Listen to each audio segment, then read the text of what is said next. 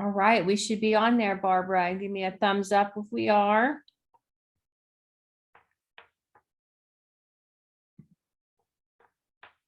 Perfect. Awesome.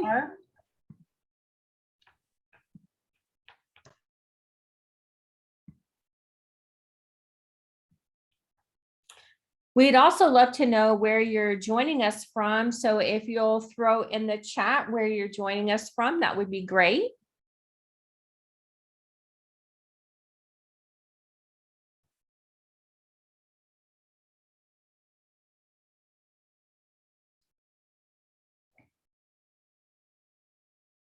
Yes, the new Windy City for sure. It's getting a little old. And tornadoes and rain, that's getting old. Although we need the rain. True.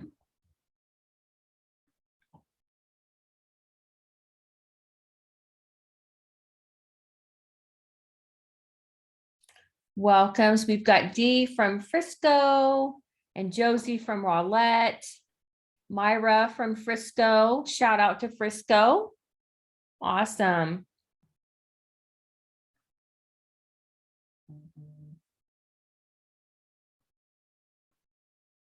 Rocky Marvel, she is from Richardson, Texas. Yes, ma'am.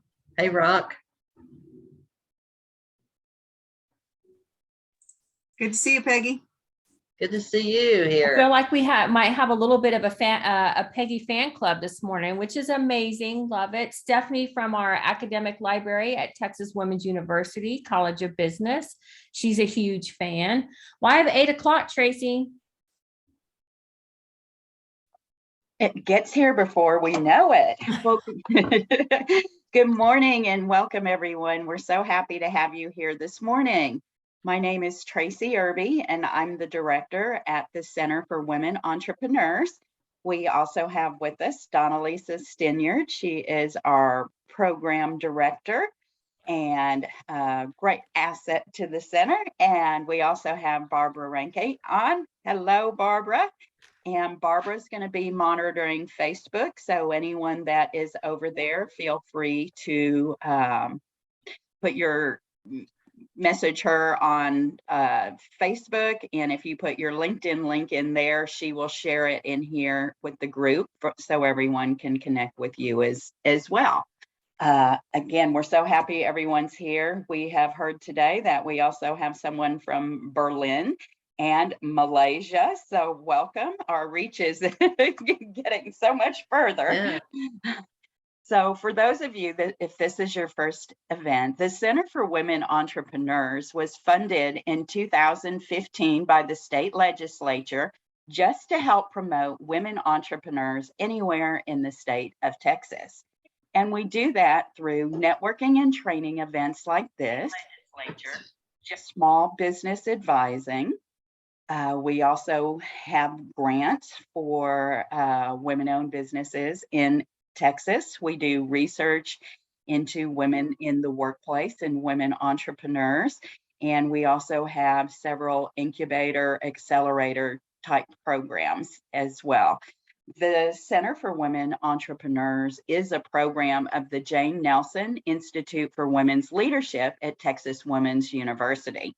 The Institute is dedicated to preparing more women to take on successful roles in business and public service.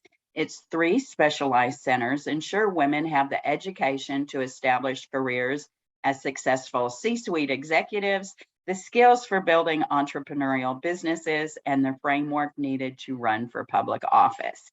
So we'd love to see you take part in any of those. We're very excited about our speaker today. If you have any questions, you can put them, send those to you, Donalisa, through chat. You can send those directly to her, but we will also watch the chat as well. This is being recorded, so you can watch it afterwards. And there's also a way to save the chat if you want to do that for later with all these great LinkedIn links we have in here and all these new people to connect with. That is by your name over to the far right in the chat box are 3 dots where you can keep that information. So, well, let's get started. I'm so excited to have Peggy here today. So, Peggy Parker Edge is the owner of Edge Consultants, a sole proprietor entrepreneur, is a certified life and executive coach, business consultant, professional speaker, provider of LinkedIn training and profile makeovers, and industrial packaging specialist. Her background includes having been an entrepreneur owner of 3 companies, a computer integration organization, an industrial packaging distribution company, and now a coach and consultant. She cut her teeth in the industrial packaging industry, where she was the first woman to be hired as an outside account executive for a family-owned East Texas-based packaging company in 1978. After working with this organization for 11 years, she opened her own company, Edge Packaging Systems, for 18 years. During that time, she developed a process of growing that business exclusively with warm referrals, never cold calling as a means of marketing. Afterwards, she wrote a book, 5 Steps to Effective Business Networking. In addition, she has been involved with a regional, a 7-chapter business-to-business networking organization for 22 years. She is considered the queen bee of networking around her group, as she has been in leadership 16 to 22 years as a member, mentor, and coach to hundreds of other business executives and small business owners. Peggy is a graduate of the University of North Texas with a BBA in marketing with a concentration in industrial marketing. She lives in Plano, Texas with her kitty, Liza. That's Liza, right? Not It is Lisa. Liza. Okay. It is Liza, yes. So perfect. Well, Peggy, welcome. Well, thank you so much for having me. I'm excited to be here today and to talk to you ladies. And there may be some gents on there because I had several that said that they were going to chime in. So let's get started. How many of you realize that when people are going to do business with you, they are going to vet you? In the day and age of social media, my goodness, they are going to look you up. They're going to look you up and down and around before they ever reach out to touch base with you. So that's where LinkedIn comes in. And all LinkedIn is the social version of networking. I mean, when you think about it, it's doing a good 30-second commercial for your prospects. And in talking to the ladies in the breakout room, I'm so excited. I would have given anything to have had a center like that you guys have at TW to do that whenever I started my business back in, in the late 70s. But I didn't. I just went by the seat of my pants. And I was telling the ladies that I actually got fired on Wednesday and I was in business for myself on Monday. That's how quickly it happened, because I like to eat. I mean, if you can see me, I'm about as wide as the coffee table. So anyway, let's talk about LinkedIn.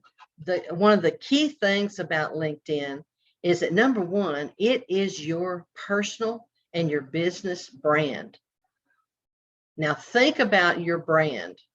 Think about all the things that go with a brand. You know, you've got a logo, you've got certain colors that you use, you've got certain hot words that you use whenever you're talking to prospects. So whenever you go to create your LinkedIn profile, it's not just about the marketing. On the front end, you've absolutely got to have a stellar LinkedIn profile. And so I've given Donalisa a handout for you that kind of goes through the key areas. There's really 30 basic points on LinkedIn that you need to have filled out. And one of the things that I did over the weekend, I had a list of about 50 people that had signed up for this seminar today. And I went through them just kind of highlighting and looking at, you know, what people had written in their contact information, in their work experience, their about section, all that. just to see what people are writing about themselves, because this is all about you. And but it really is all about your buyer, because you want to be buyer oriented. Everything in your LinkedIn profile needs to be buyer oriented. So keep them in mind.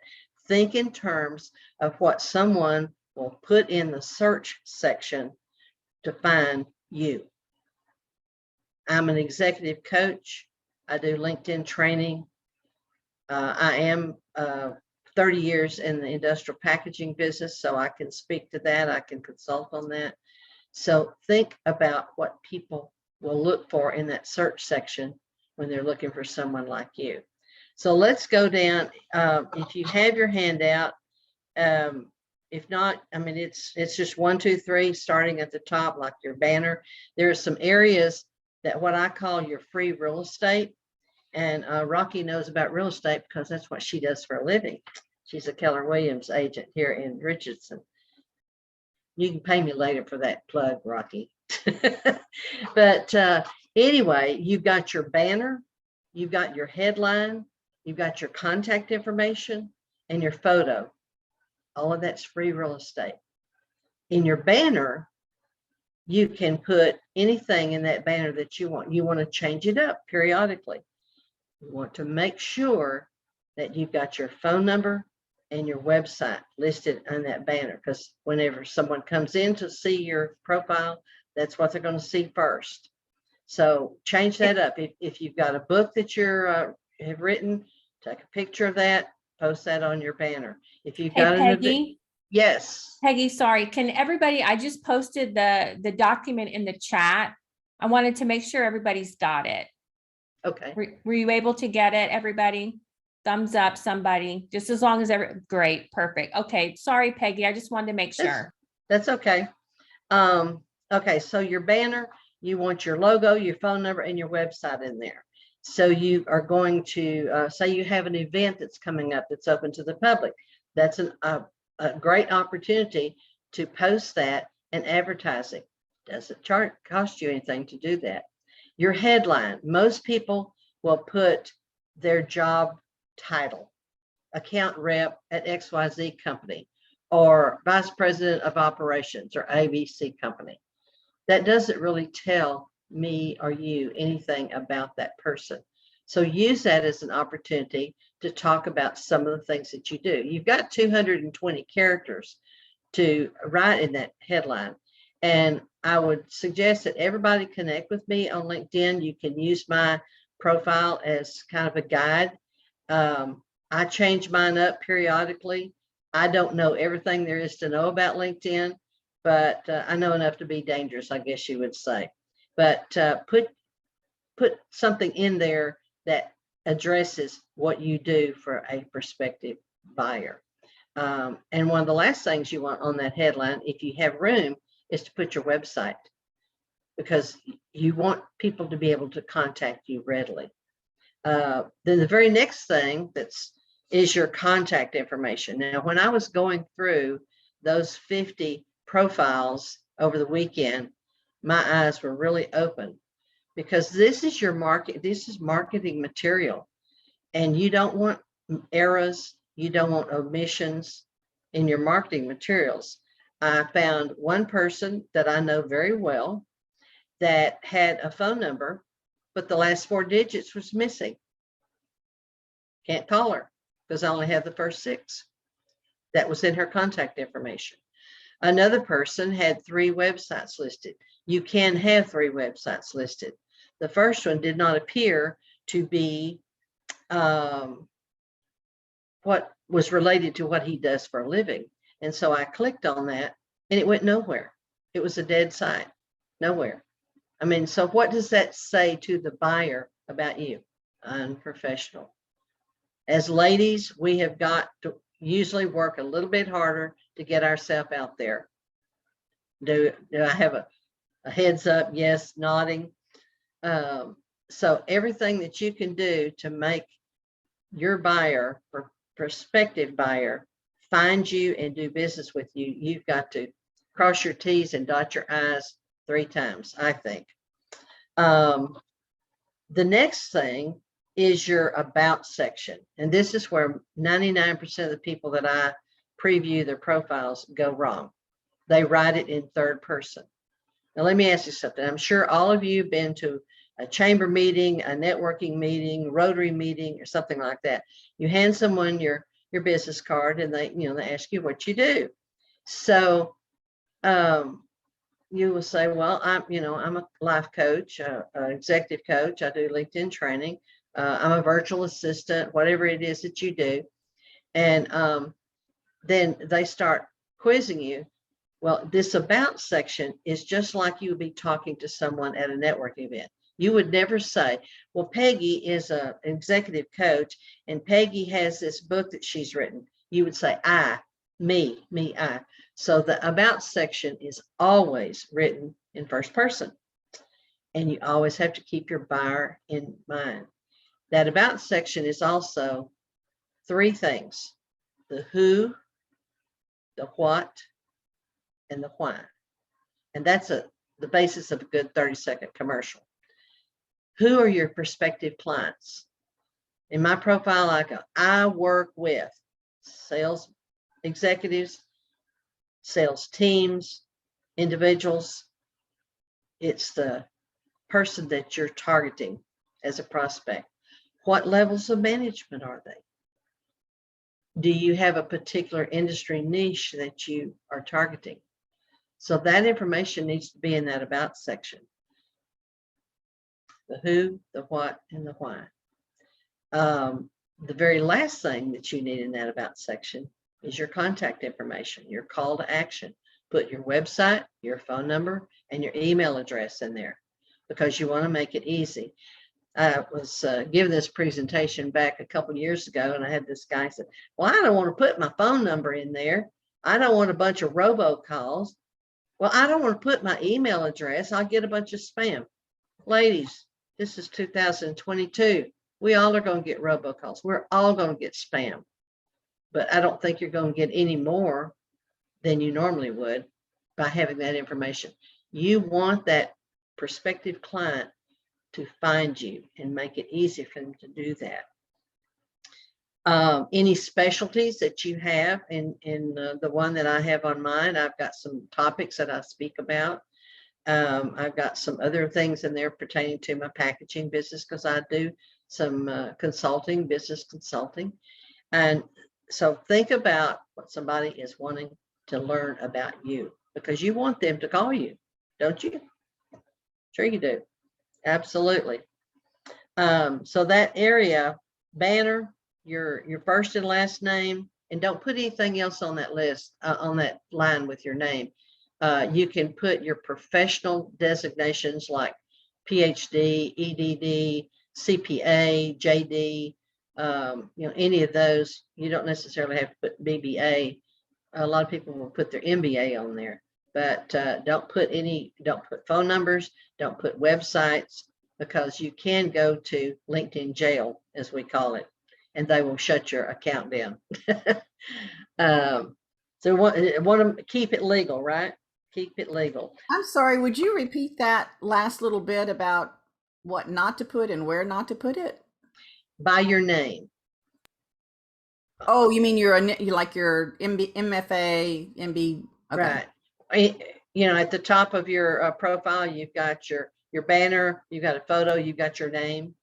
And what is your name? I'm sorry, I can't see. I'm Donna. Donna. You would put Donna Durbin.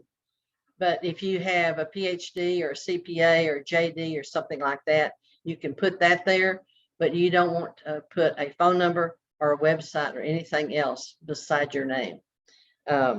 That's just kind of a LinkedIn thing. It has nothing to do with me. But yeah, they'll put you in LinkedIn jail, as I call it.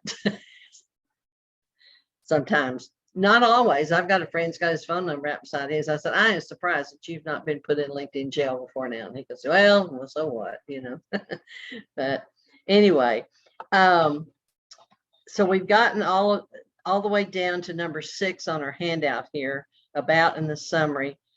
Make sure it's in first person. Keep the buyer in mind whenever you are writing this about yourself. Then you go into work experiences. The other thing that I found when I perused some of the profiles that I was looking at, they would have account rep for ABC company, or they would have, director of sales, ABC company. And then in the description, there was nothing. So, I had no idea what this person did for a living. No clue, because there was no description there. This is an opportunity, like I said before we got started, about tooting your horn. As ladies, we have been taught not to brag about ourselves. It is okay to brag about yourself. The only other person that will brag about you is your mama.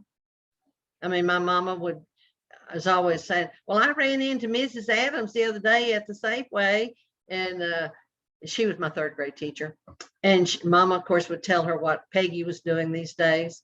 But we can toot our own horn, and it's okay to do that throughout your whole profile, because it could bring you some business. You never know.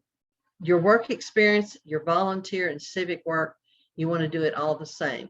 If your current position, you want to write that in first person.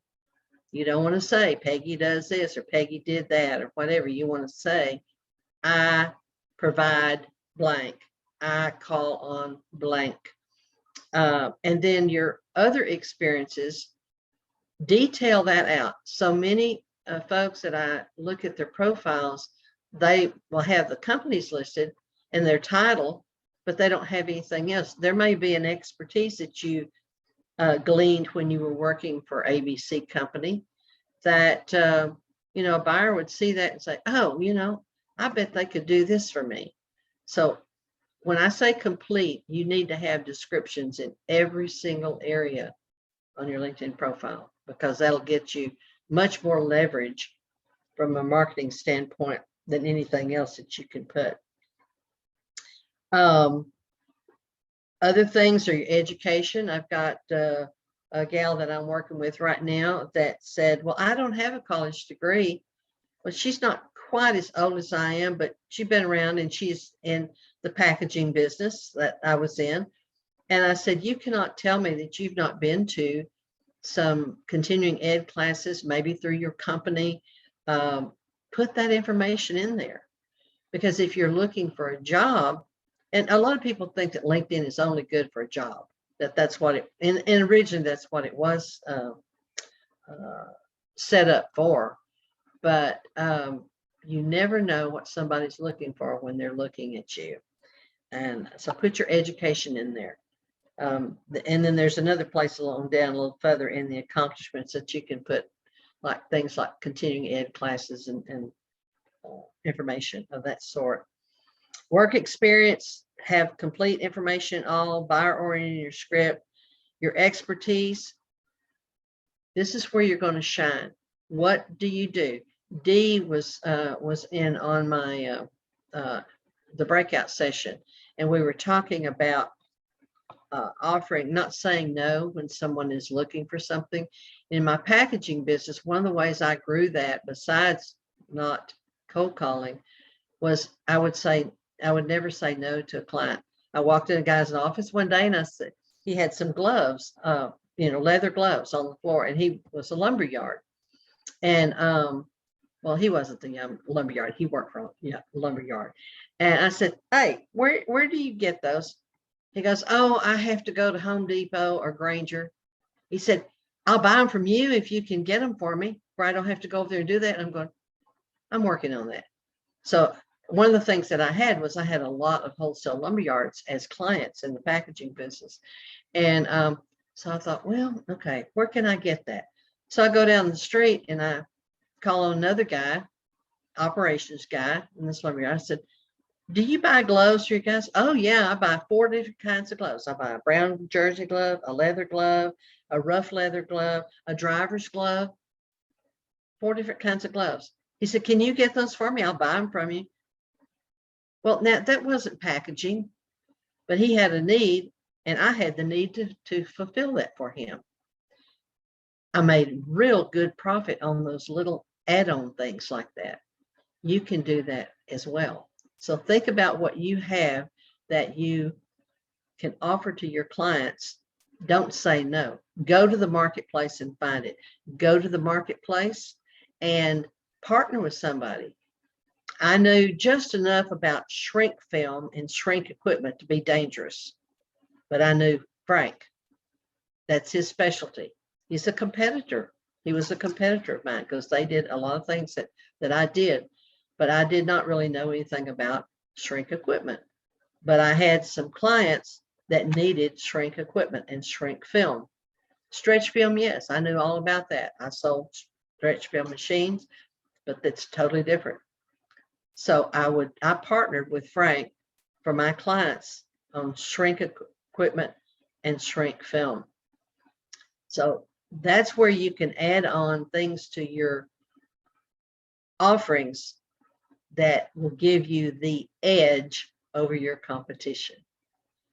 I married real well when I married a guy named Edge. And that's kind of my little slogan. So think about what else you can do that will bring you in money and high profits. Because those little things, those gloves, I mean, I marked those things up ridiculous and made, and then that took me into safety glasses, ear protection for, back in the plant where it's just mind-boggling how loud it is, things of that nature.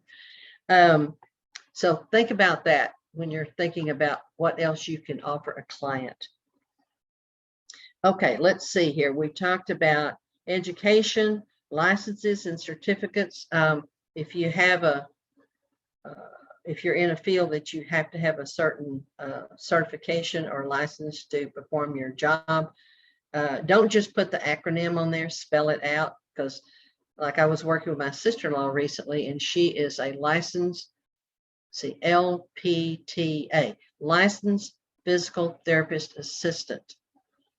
Now you would think that there's just someone that has a high school education, but it is actually a degree, and she is licensed by the state of Texas in order to be a physical therapy assistant. And so spell those out, because I didn't know what that stood for. I had no clue. Again, think about that buyer. If they can't understand what you've got written on your profile, they're going to find somebody else that has a better profile that has all those things written out.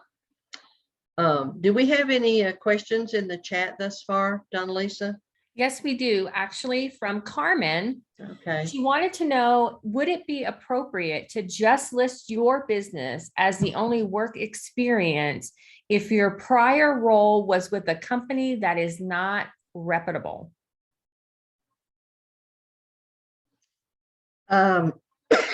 Excuse me. She can do it in generic terms,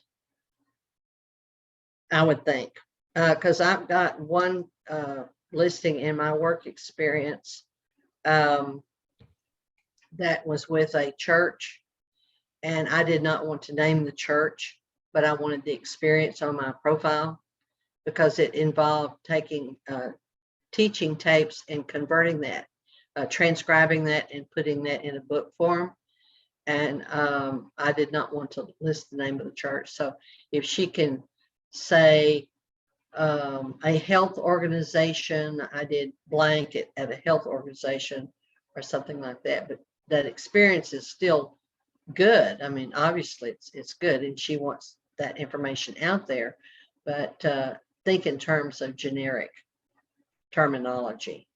Okay, great. I've got 2 clients right now that are contract trainers, and one of them is working with Johns Hopkins Hospital, and so but the client is not Johns Hopkins. She works for the contract company. It's their client, so she can't really say Johns Hopkins. She can say a health organization in Boston or something like that. Okay. Anything else? Yes, we do have another question, but I wanted to just say really quick. So we posted Peggy's handout in the chat many, many times. And for those of you that maybe you're getting it, you're not able to save it, or it's saving somewhere, or you're not seeing it, don't worry. This is being recorded. We will send out the replay, as well as we will load Peggy's document into our Google Drive so that you can have access to it. So don't fret, we will take care of you. No need to fret. So how do I link a business page to a personal page? I'm creating a separate page for the Sweet Shack, which we follow you on social. Nice. But want to be able to connect the two. The company page to her personal page? Yeah, she wants to link her business page to a personal page.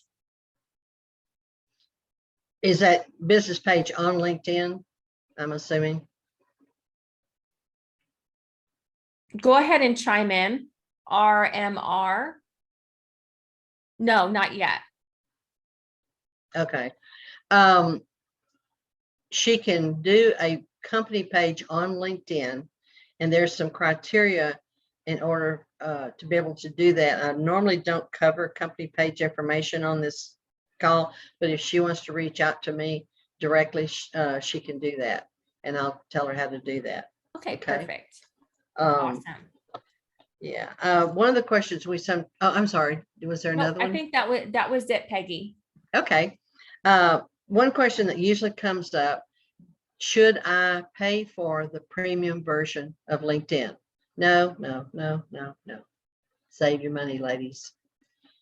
So many of us barely scratch the surface in using the free version, and there is so much that you can do in the free version of LinkedIn that I mean, I don't know that I'll ever know how to do all there is in the free, even the free version. I don't have it. I have no need to have it, because again, there's so much that you can do through the free version. So don't spend your money on doing that. So okay, let's get moving here, because you've got about 20. How much more time do I have? I've got my timer going, but You've got about 15 minutes, Peggy. okay. All right, good. We talked about work experience, education, license, skills, and endorsements. You can have up to 50 skills on LinkedIn.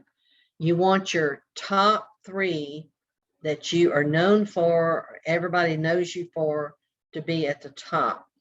Recently, I mean, like within the last 2 weeks, I realized I did not have LinkedIn training in my list of skills. And I'm going, duh, you know. So I put that out there. I moved it in, and all of those skills, you can move those around. I put that out on there, and then I wrote a little quick email to all of my LinkedIn clients and said, would you be willing, we worked on your profile, yada, yada, you did training with me or whatever. Would you be willing to endorse me for LinkedIn training? And fortunately, everybody said yes. So I'm building that up right now. So make sure that you have your skills out there. If you've got a list and maybe one of them is basket weaving or something, and you don't basket weave any longer, get rid of that. Get rid of those that have no endorsements on there, and make sure that you have things that you are endorsing, not just what you do. Like for me, it would be networking, business development, LinkedIn training, you know, packaging things, but there's interpersonal skills. There's an other list. There's 3 different lists there that you can pull from. So, and don't be shy, again, about asking folks to endorse you for things that you've done work with them on. And then following that is recommendations. Give to get. All of you, I'm sure, know who Zig Ziglar was, famous motivational speaker from here in Dallas. And one of the things that Zig always said was, if you help enough other people get what they want, you will get what you want. It may not come back directly from them. And networking is the same way. You know, I've had people in past say with networking, say, well, I gave them 5 referrals and they've never given me a referral at all. It doesn't work that way. You give and it comes back another direction from you. So recommendations. And when I was going through those lists of profiles over the weekend, I was amazed at how many people had never given a recommendation, or they had never received a recommendation, or the recommendations were old. We need current. I mean, go back 6 months. Who have you done business with? Who have you done a project with? Reach out and say, would you be willing to recommend me? We work together on this project right here. Remind them, because people forget. Remind them, and ask them if they'd be willing to write a recommendation. And one of the things that you can do is that you can draft 3 or 4 optional recommendations and send them a couple and say, you might want to use it. Because some people say, well, yeah, I'd be glad to do that, but I don't know what to say. Well, give them an opportunity to use something that you've drafted for them that they can either fix or just plug and play and make the recommendations, because people do read those. You'd be surprised what people read. Most people just scan through your profile, but those that are serious about doing business with you, they want to know everything they possibly can about you. Okay. So give to get. So if you've got somebody that you've done a great project with, write them a recommendation. Thank them for the work that you were able to do together. And then number 12 is accomplishments. And this is really where I would kind of zero in on tooting your own horn. There's courses that you've taken, organizations that you either belong to now or have belonged to in the past, publications. Have you written any white papers? Have you co-authored a book? Even if it's something at your job that you did before you started your business. Honors and awards. I've got a young lady that I've worked with. I don't know that she's on this call. I don't see her yet, but she has done a lot of things in the Department of Disability.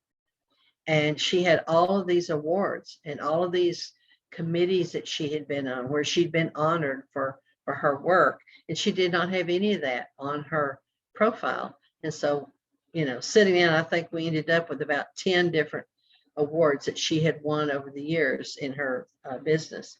So we wanted to profile that. Language. I was telling the ladies in the breakout room, you need something in every slot. Put English if that's all that you speak. And I did that. But I also put another one. I speak East Texan. And for you folks in Berlin and Malaysia, if you hadn't figured that out, I was born and raised in Mount Pleasant, Texas, and I've lived in Texas my whole life. And when I get around my cousins in East Texas, I get real drawn out with my language. So I thought it was a fun thing to add, but I put East Texan in there. Projects, if you worked on projects either, and I've got 3 different types in my listings. I've got some pertaining to packaging where I laid in some equipment and some conveyors and a whole bunch of stuff for a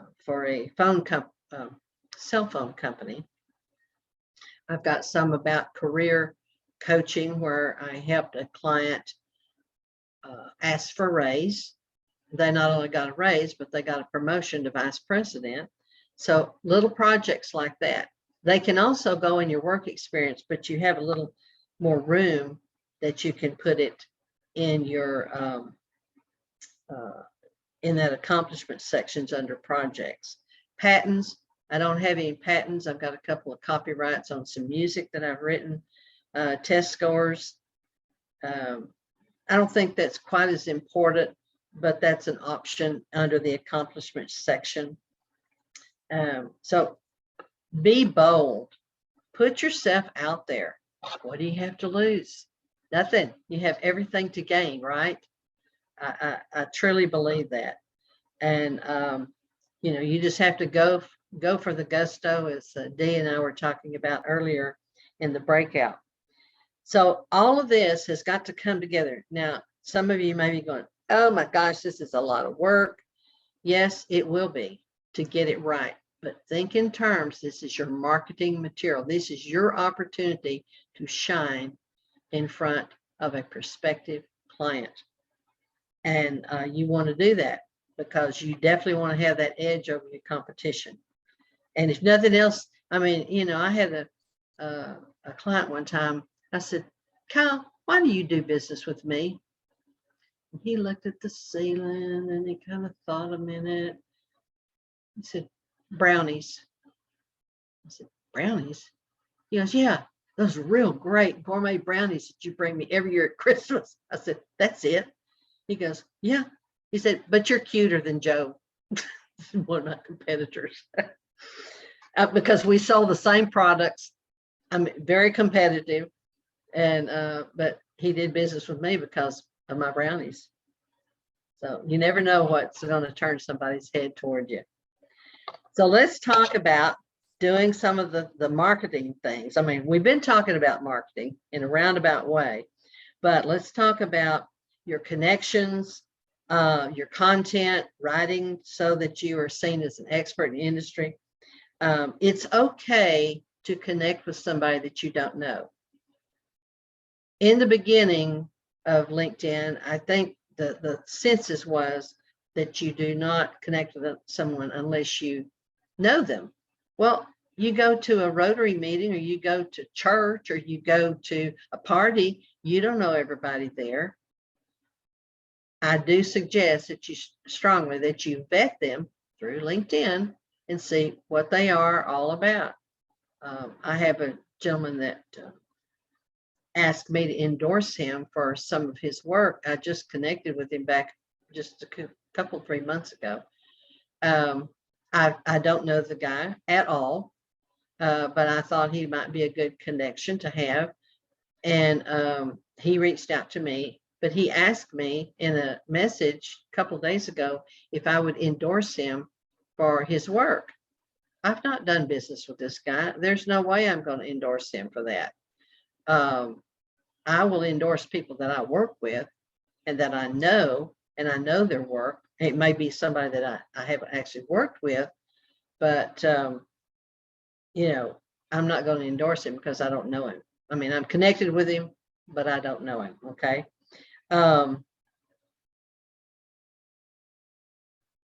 Content.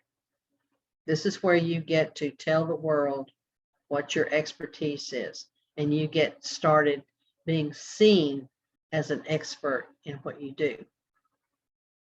You want to start writing. Write about what you know. I'm not talking about a dissertation. And by the way, I know a little bit about a dissertation. I don't have one, but I typed my husband's from start to finish. And so I know a little bit about what it takes to do a dissertation.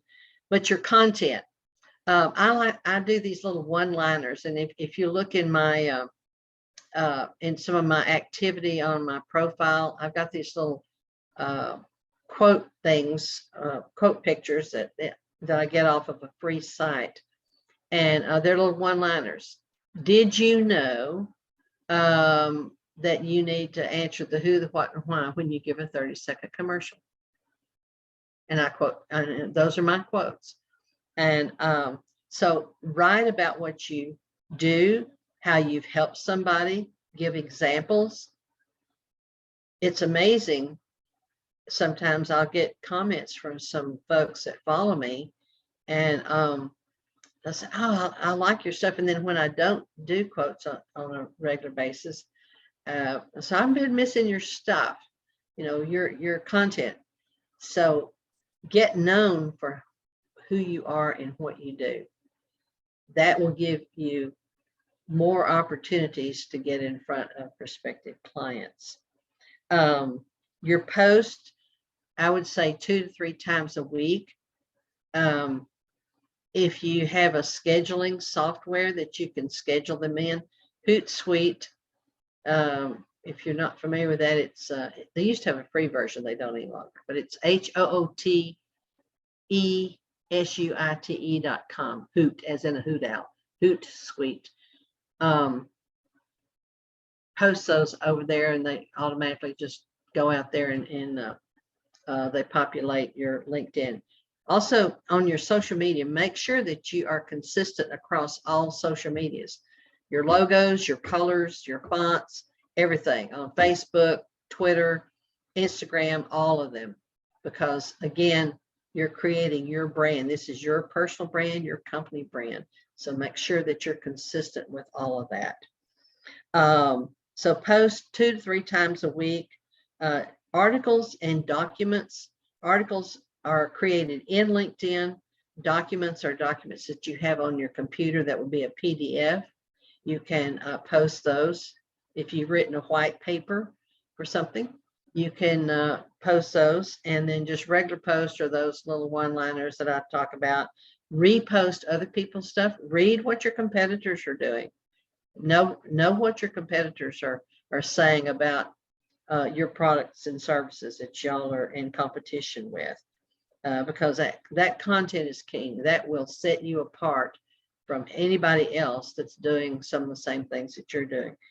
And in this day and age, there's not a lot of exclusivity, ladies. You know, so that's where you can set yourself apart. Post content, notifications, connections. The goal is 500 plus. If you don't have at least 500 connections, you need to start reaching out, connect with people that know you, like you, and trust you. And don't be afraid to accept connections from people that you don't know. In the beginning, I had a rule of not doing anyone out of the United States, but I've changed that because there's a lot of LinkedIn people over in Australia and in the United Kingdom that I connect with. I just follow them because I learn from them. So I think we have covered a good part of everything that I want to talk about. Let's see if we've got any more questions and kind of go from there. Okay, so yes, we do have questions, but I wanted to say something really quick. So just FYI, I found Peggy on LinkedIn. Yes, you did. I did find her on LinkedIn. So just wanted to share that, figured it was good for the cause.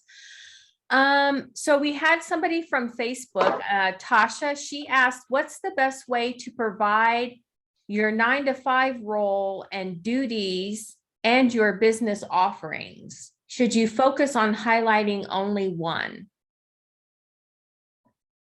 Run that by me one more time. I think she's asking, how do you provide the information about your 9-to-5 role as well as what you offer in your business? So it sounds like she works 9 to 5, but also has a side hustle. Okay. It just depends, I think, on how hungry you are to get your business up and going. I mean, it's not easy. You know, like I said in the beginning, I got fired on Wednesday and I was in business on Monday because I like to eat. And my kitty cat, she likes to eat too. I'm surprised she's not in here trying to get me to feed her again.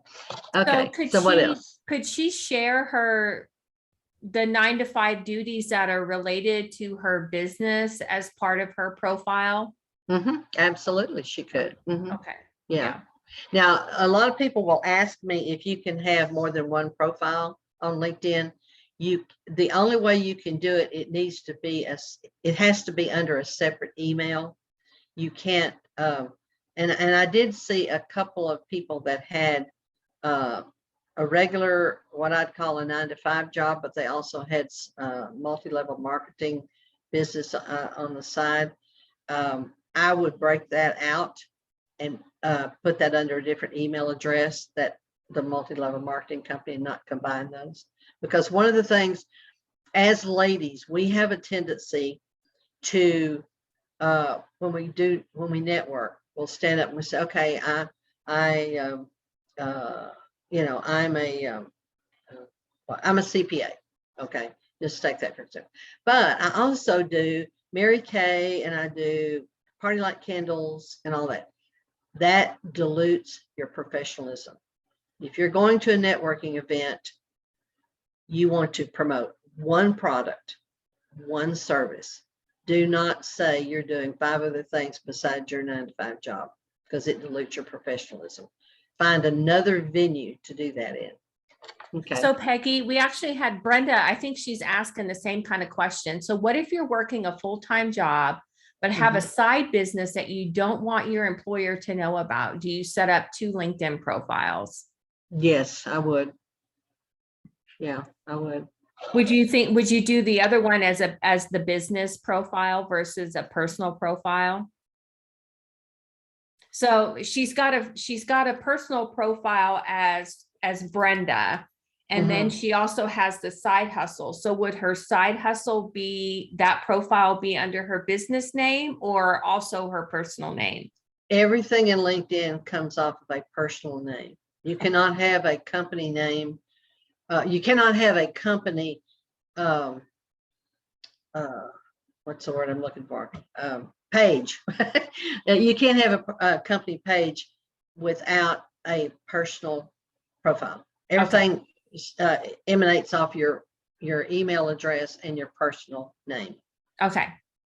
Yeah. So Myra, I'm sorry if I said that wrong, wants to know what is better between connect versus follow on LinkedIn? And I like that. That's an interesting question. Yeah. One of the things that I do whenever someone's wanting to link with me or connect with me, I might follow them for a while before I actually connect. When you follow somebody, you'll still get all of their information in your feed, in your news feed. And let me see. You're not a first connection. You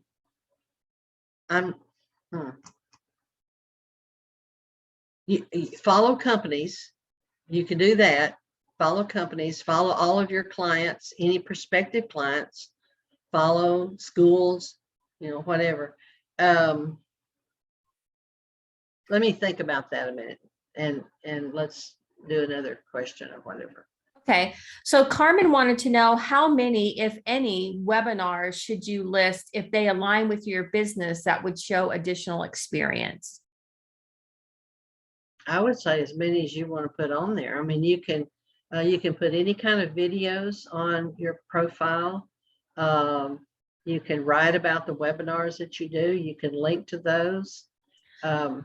So I think she's attending webinars, Peggy, and Carmen, you can pop on if I'm heading in the wrong direction. I think she's attending, like she would be attending this webinar and maybe it adds to her business credibility. So could she list this webinar as having attended it as part of her experience? Yeah, I would. Okay. Yeah. She's shaking her head yes and down, up and down. So awesome. Glad we got that answer. Yeah. And then Rocky, this is a great question. On content, if we have a blog post somewhere, is it okay to post the link or better to create directly on LinkedIn? LinkedIn will get you much more traction and than your blog on your website. So you want to do as much as you can in LinkedIn. When you think about all of the connections that you have on LinkedIn and how it goes out, you can put that link in there, but LinkedIn will, if you put something on your blog and then you post it to LinkedIn, it doesn't get the same kind of traction as if you put it on LinkedIn first and then send it out to your website. Because unless you're, somebody like Apple or IBM or somebody like that has millions of dollars for advertising, LinkedIn is really, that's a place to put just about anything and everything these days. Okay. So Donna wanted to know, how important is your company page? So if you set up your, like for Peggy Edge Consulting. Yeah. It just is another way to give you a little more traction out there. You can post the same information as far as your blogging and your content on your business page as on your personal page, or you can do different information out there. So it's as important, I would think, but you have to have a complete profile in order to do that company page. You cannot just, if you just start, you have to have just a second here. You have to have had your profile 7 days. Your profile strength has to be intermediate or all-star. And where you find that out about yourself is under your dashboard. It's down before or after about section. And then you have to list your company position on your profile. Those are 3 things, and I got that off of Google last night, as a matter of fact. Okay.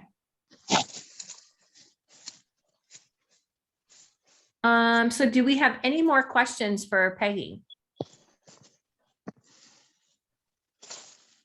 Awesome. Well, thank you, Peggy. If you want to put your, I know I've popped your, Tracy and I both popped your LinkedIn profile in the chat several times, but if you want to pop it in there one more time for us.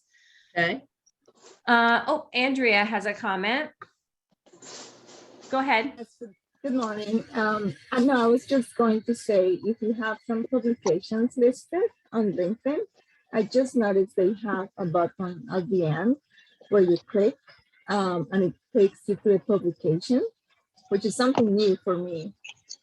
One of them, in my case, is not showing, it's not going to the page that it's supposed to go. So maybe you may want to add the link if you can.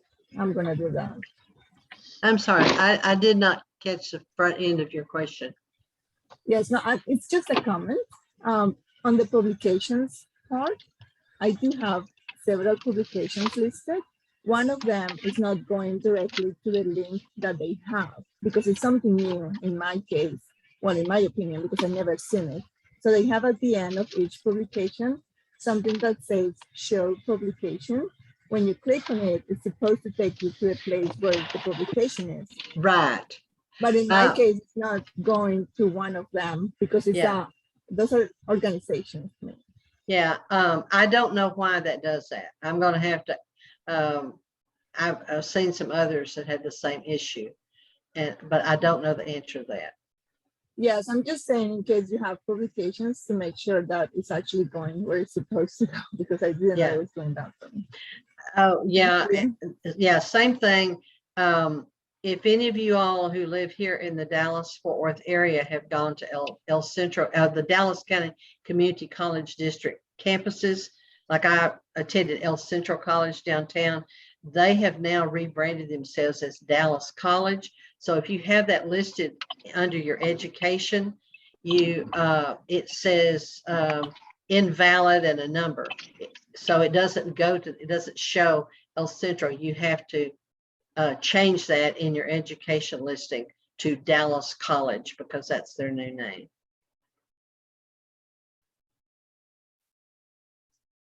We have one more question, Peggy. It was about hashtags. Oh. What suggestions do you have on using hashtags when you create content on LinkedIn? Three, no more than 3. You will see 10 or more on some posts, but the gurus that I follow, all of them say no more than 3.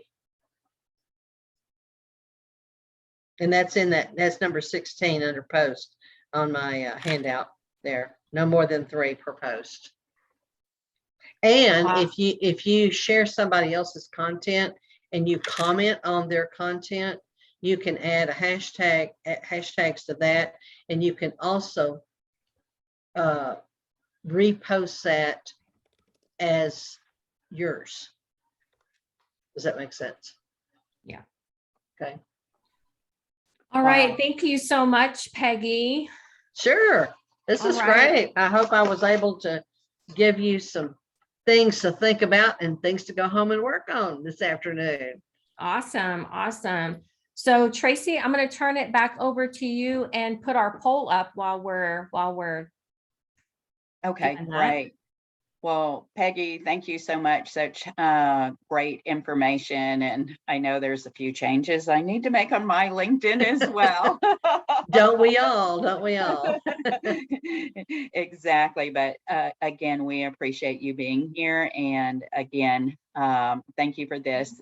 We have a question about the recording. The recording will be sent along with the handout that Peggy mentioned here. So everybody will be getting that in an email. And while the poll is still up, I wanted to mention one event, then I'll let Donna Lisa talk about the other events that we do have coming up. But this one happened very quick. We had some women reach out from, and it's such a mouthful, the NOAA Small Business Innovation. We are going to have on April 20th in person at 2 o'clock and virtual as well.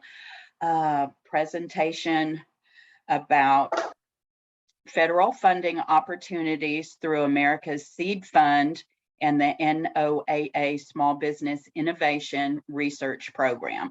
So we are getting that information out, and Donna Lisa will have it going out by email as well. But Eventbrite, we have all this information as well.